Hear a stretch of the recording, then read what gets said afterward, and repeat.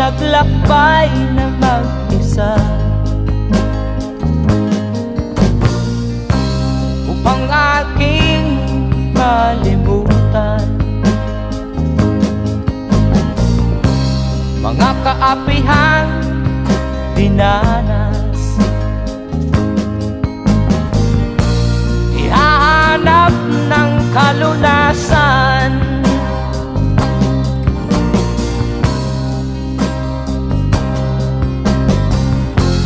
kami hinamak ng lubusan,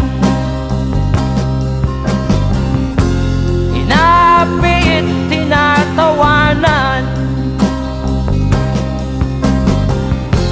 kami itinuring na basahan. Sila ba'y makatuwid